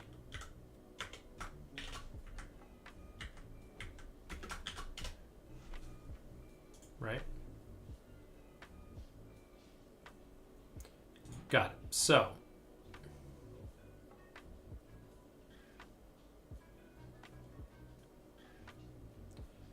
oh, I already did this. See, I had a dot empty here. Cropped frames. Oh, well, that's an empty array, empty vector. That shouldn't happen.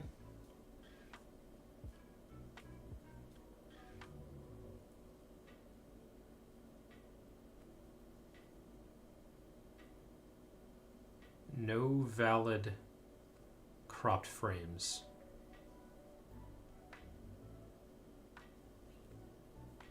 I don't know why that would ever fail. I can't imagine like a scenario under which this would be true. I mean, I'll leave it for now, but...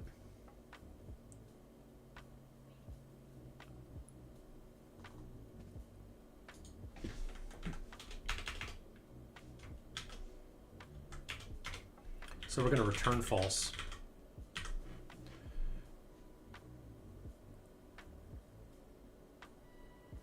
So this is process page.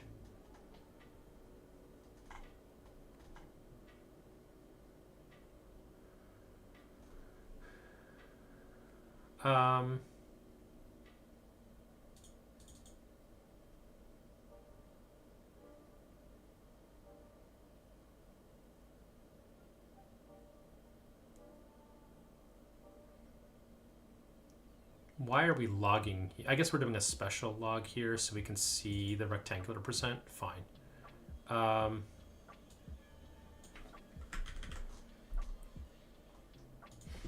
Yeah, I added this helper function so I could just do this kind of thing.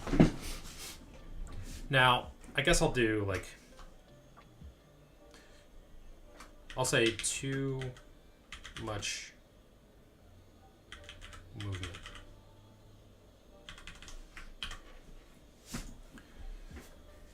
So this will be useful. In fact, I when I was testing the other day, I think I did see a situation where I was getting OCR results and they were just garbage, and I knew immediately, just by instinct, when I've seen that kind of issue before, it's because we fail to align.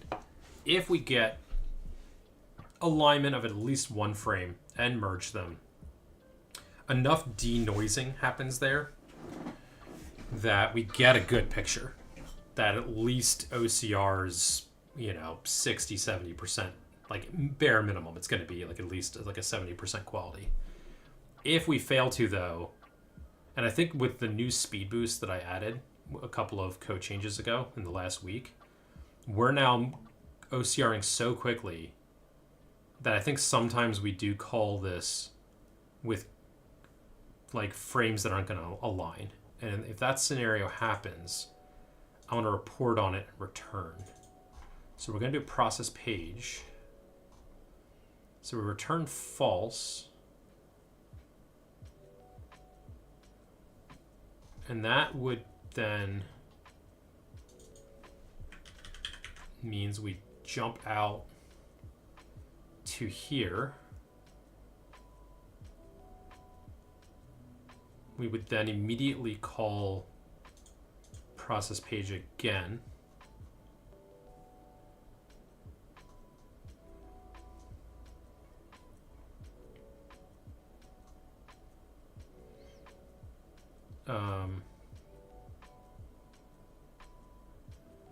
we would get those images,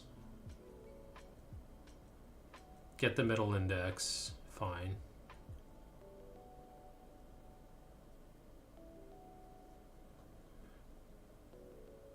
And then we would call this again.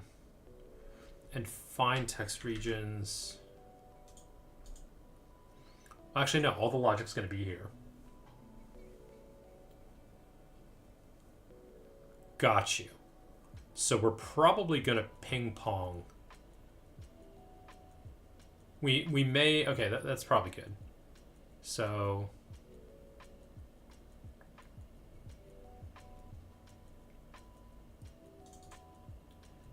yeah.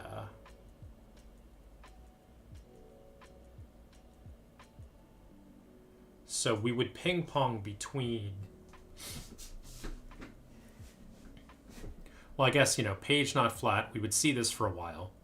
Then we would see processing for all of a quarter of a second before we would hit this status, too much movement. And then we would maybe go back to page not flat, or we would sit with too much movement for like a half second until things stabilize. We actually succeed at merging frames, in which case then processing would be the thing we stick on. All right, that's good. So fail early if we don't have 2 frames to merge. This is going to be huge, I think. Stop failing for simple region fixes, but the replacement for that needs to be this. So can I have to stop save, by the way, like finish up this stream. I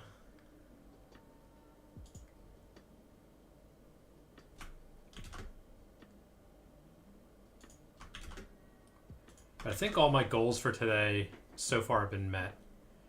So we did 6 chunks instead of 4, and that worked well. Tried going higher, but that didn't work great. You know, some bugs that need to get ironed out. Fail for bad shapes early. So that's like we're going to fail for bad shape, not for size. So stop failing for size. And then the new page test now works and, you know, produces decent enough scores to keep it in the test suite. So now the next thing would be, hey, can we detect line size? And the way we would do that, I think, again, like we want to fail as early as possible. So when we call get best page,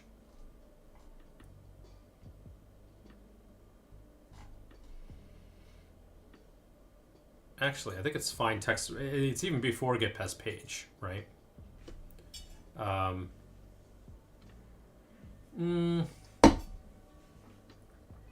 me think.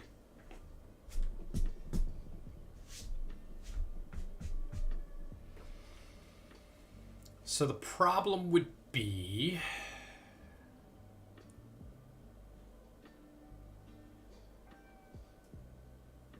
so I guess if we did this, let's think about this a little bit. Then I'll bring up a visual example. Yeah, I'll bring up this one, and then we'll bring up another one.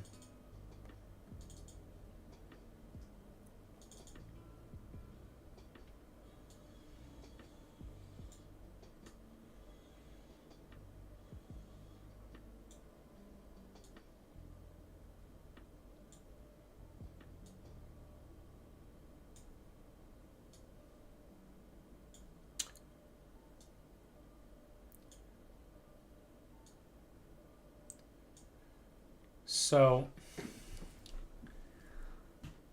not a great example. I mean, this one is angled away.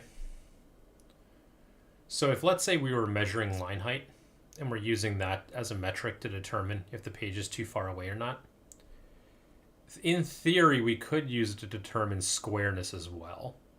Because you would say, like, hey, you could take, like, the beginning of these masks and say, what is the...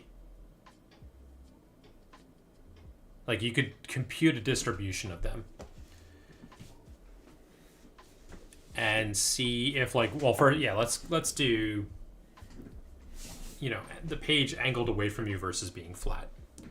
So you could then, like, for this whole line, say, like, hey, give me the average height of these lines at the top here. And then you could do it for, like, the bottom one, too. You wouldn't even have to do it for all of them. You could just take, like, the bottom, the bottom 3, let's say, because that way you can cover page numbers. And, like, I'll find a line that's too short. And say, get me the average height. Or even go back 3. Go, like, ignore the bottom 2. Let's get the third one up. Average height, same thing up here. Get the third one down. Average height. You could even do maybe these 3. So get the third one down plus 2 more. Average those. Same thing here. Average those. And expect them to be within a certain percentage of each other. And as long as that's true, as long as they're within like 90+% of each other, then you know the page isn't fading away from you. You could then do the same thing left to right. You could check out the start of these. How like tall they are on average and compare it to the right side. And that would tell you whether or not, the page is flat. You then have to do it for both, because when we do the initial detection, we end up with an array of like these 2 things. So you'd have to do it for both. And I think the logic I decided was like, we're not going to throw out a page early. So then in theory, when we looked at these 2, like you can even see that this one's going to be a little further away just by like the angle line of this page. This here is probably a little bit further away than this. So we would expect this top line to be a little bit taller than this one. And we should be able to measure that. And then here, because this is actually angled a bit, this side here, the beginnings here, they should on average be smaller than the far right side here. Now this is cut off a bit, so that's another problem. But that's all saying, like, couldn't you determine squareness by doing this math? And you probably can. The one issue we'll end up with is bridging, because we have a bridging problem. I don't know if any of these have it. A little bit. So here's an example of bridging. This line here connects these 2 lines to each other. And oh, by the way, like this little artifact counts as itself. It doesn't get included. I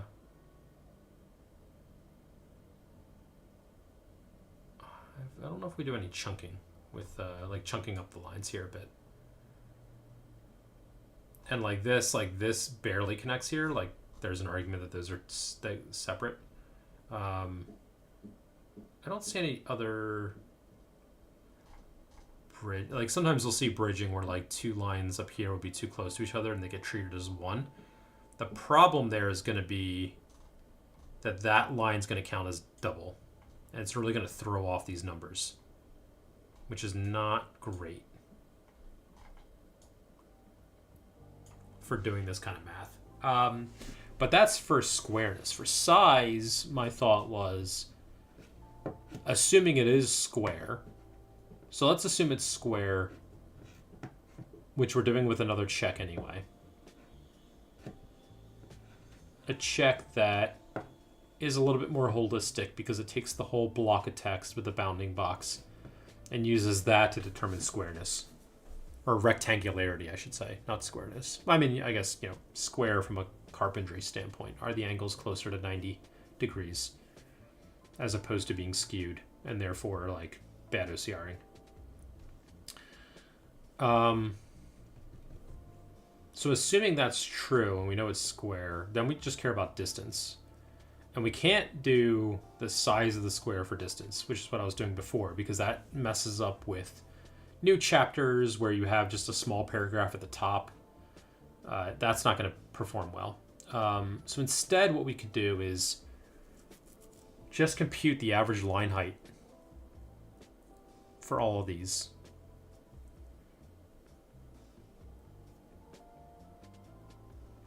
You know, if we compute the average line height and then go off a magic number for that,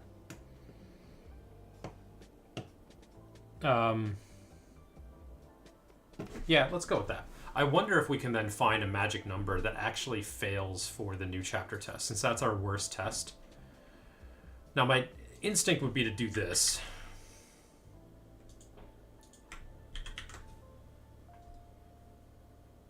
To do it here. The problem is, like, this is returning an array of images. Or no, it's an array of points. Its job is not to find those. But we are producing... This mask here is being produced as part of that work. Oops. Where is that?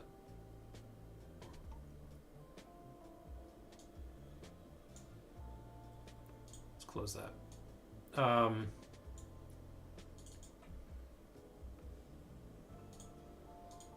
So then we get this, we narrow it down. This is what ends up getting returned. But then after we... Yeah, see, we do the rotation. See, this mask, it's probably going to be hard at the angle here to determine average height. But after we rotate it, and then we're here, again, we're further along now. You know, we could throw out the top and bottom 10% of lines. That solves for the ones that got merged, for the bridging problem.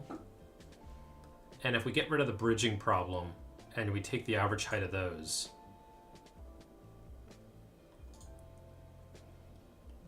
then again, we're still failing before OCRing. I'd like to fail sooner, but maybe it's not a big deal. I don't know. I guess that's failing after we merge, though, right? God. Because then we're saying we process the page, we merge frames, and then we decide to fail. Where do we do that, by the way? That is...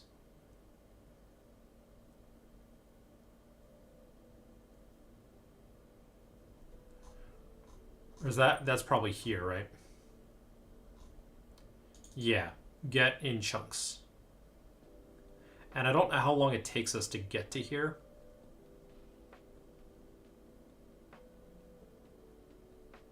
Well, maybe I do.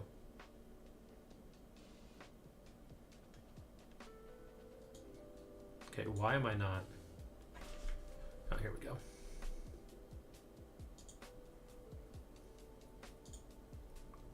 Oh, you were hiding over there.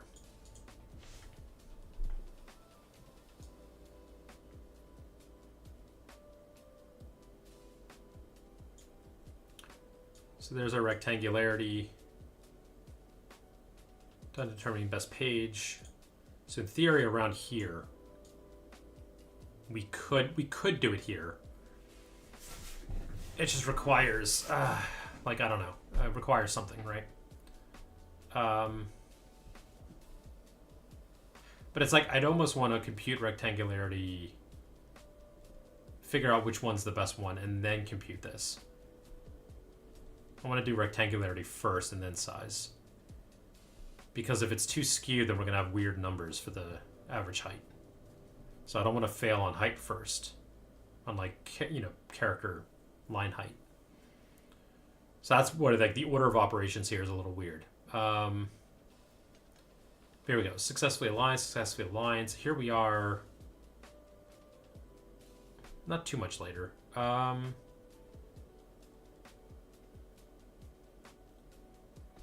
don't know. It's close to a half second later.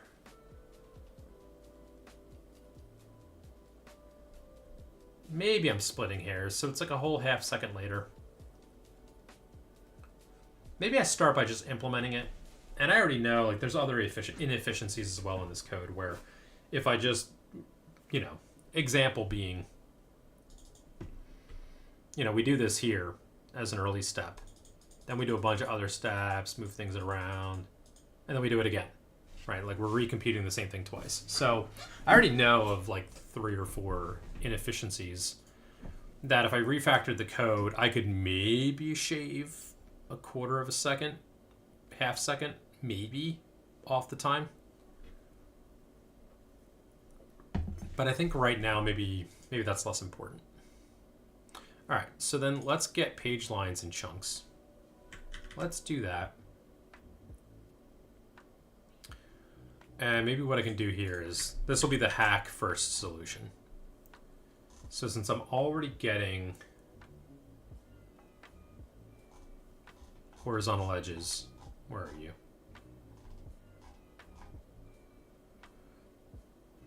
Well, we have horizontal edges and then dilated. Maybe I'll go off the dilation because the dilation does bring like things like this, which would be an orphan, off on its own. When we dilate, that gets brought in, that gets merged in. So the dilation is actually pretty good. All right, so maybe what I'll do is here to do.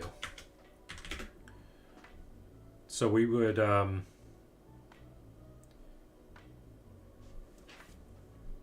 so basically order lines by height, take middle 80%,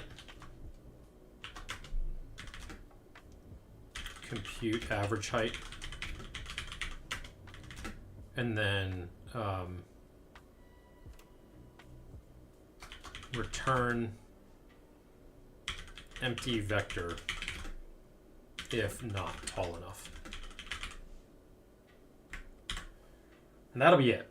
So again, at least we'll fail before OCRing, which again, like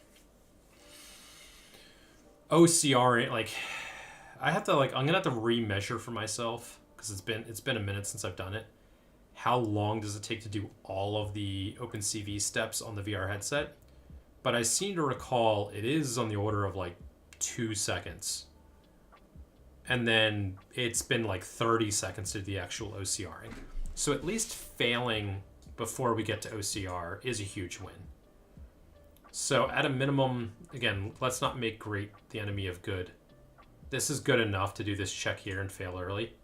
But I do wonder if I'm getting to a place where the OCR steps are slow enough and hefty enough that if I can fail even sooner, especially a failure like this, which is like, hey, page is not close enough. Not close enough and not square enough are the two things that I should be able to check for super early and fail super early before we do things like alignment. Okay, yeah, I don't want great to be the enemy of good. So let me just add this here, test it on the headset. And in theory, if I do this, plus those other fixes I did, we'll be failing early fast enough. We will avoid, the only time we should be OCRing is if we're very confident that we're going to get above 95% on the scoring. And I think I may have accomplished that. Especially once I implement this, I may have accomplished that. Because then we know we've got a flat page that's close enough. We check a couple other boxes. And if that's the case, then yeah, if this is slightly slow, takes a couple seconds before we know, 2 seconds, maybe that's fine. And if that's done, so that would be finishing off this. That means this is also done. We already know this is done. So I can test both of these on the headset today. And then I think that's it for now. So with that, this is the end of this stream. And as I said, I'm done streaming for a while now. So I guess I'm going to leave that cliffhanger. I'm I'm not really going to share the results of how this goes because I'm not going to stream on Wednesday, and I'm not going to stream after Wednesday, at least not for like a month or two. I will put out one more devlog, so I'll probably in that devlog, whatever the results of this is, and I'll probably do another round of bug fixing and hopefully close the chapter on this round of work. I would very much like to be done messing with OpenCV and Tesseract for the moment and get back to GD scripting and making something that feels right in VR. So hopefully that's the next chapter of things I'm working on. But I am still just trying to chase the whole sit down with a book in VR and read a book for 5 minutes, and whatever bugs me, whatever annoys me, whatever is getting in the way of it feeling good, go fix those bugs in the game. Well, in the app, in the VR app. So I'm going to continue on that journey. So I'll probably, as a little side hobby, continue to work on this, where I read books in VR and keep fixing those bugs until it feels good. And once it feels good, once I feel like I can read a book for at least 15 minutes without getting frustrated myself or annoyed myself, then I have something I could probably put out there for all of you, whoever's watching this, to be my early beta testers. And then I can start bringing in the diegetics, start bringing in other things. In any case, I'll probably put out a devlog on YouTube in the next couple weeks. But then beyond that, I'll probably kind of disappear a little bit and work on this in the shadows for a while. And it might be 6 months before I kind of surface again with something interesting to share. So in any case, thank you for those who've hung out with me the last few months while working on this. I am not stopping work on it, hopefully. Fingers crossed. Although, it wouldn't shock me if I'm just, with the new work I'm about to start doing, I might just be way too busy to work on this, in which case I apologize for those who were really hoping to see the light of day. But like all projects, that 90%, like, I think a lot of people who are doing vibe coding right now are running in face first into this, where, one of the questions has been, well, if everyone's vibe coding, where are all the apps? Why aren't we seeing them on Steam? Why not like Apple's App Store, the Google Play Store? Like, where are all the vibe coded apps? And I think the reason why we're not seeing a lot of them is because there's the first 90% where something feels like it's working and done, which is where this app has been for past few months. It's been that first 90% got done. But then the second 90% is what you got to work on, which is actually solving all the bugs, making it performant, making it feel good and enjoyable to use. Those things are hard, and you can't really vibe code them. So obviously I didn't vibe code most of this. Most of this I've hand coded. I've used a bit of AI here and there to solve quick problems for me, but I think that's the reason why you're not seeing a lot of vibe coded apps, is because that first 90% is actually kind of easy. And then the second 90%, like, you kind of actually need to know what you're doing in order to get stuff working. So anyway, with that, I'll probably in the shadows continue to work on that second 90%, and hopefully I'll be back soon. And for those who've been hanging out with me, thank you, and I will talk to you later.